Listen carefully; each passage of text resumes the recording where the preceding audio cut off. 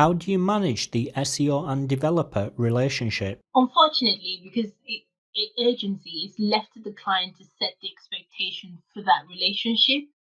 So if the client is insistent that they expect the developer to work with you and talk to you, so we like to use things like Basecamp and add the developer in there and go through, speak to the developer, and bring them on board to say, okay, we're about to do this. We're about to review this. What's your timeline looking at? What can't be, first of all, when I get a client on board, I like to speak to the developer to understand the limitations of the CMS. And it's really important before I start training out. And that's why I said, like, my best practice, I always put them like low on the list, like nice to have, I want to have no duplicates in this. So, those are things that we feel that they're really important to have this. But then at the end of the day, it boils down to what is the limitation on the CMS. I've seen CMSs that even the simplest of things can just, so it's good to speak to the developer. And because if you don't have an overview and things like that, you just keep feeling like, oh, I'm getting pushback, I'm getting pushback.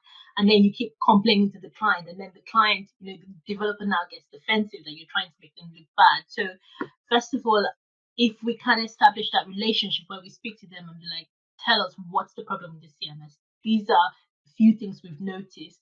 Why can't you fix them? And then bear that in mind. But that doesn't, I would say that shouldn't discourage you from pushing, because I've seen developers that just say that cannot be done, and because they don't want to do it, and a junior developer comes in. I've literally seen a junior developer just come in and just clean it up, just do it, and just be like, and the message just be like, because they're trying to make their Mac, and they'll just be like, I've tested it and it works. So always say, okay, this is our ideal scenario. We understand the limitations and you can't do this now. Can you check it again? And if you can't, we can go to plan B. So don't just accept and then, forget about it, because things change. But yeah, try to establish early on what the limitations are and try to get, in communication with that developer. Don't Yeah, it's really difficult if there's a go between, because a lot of things can get lost in translation.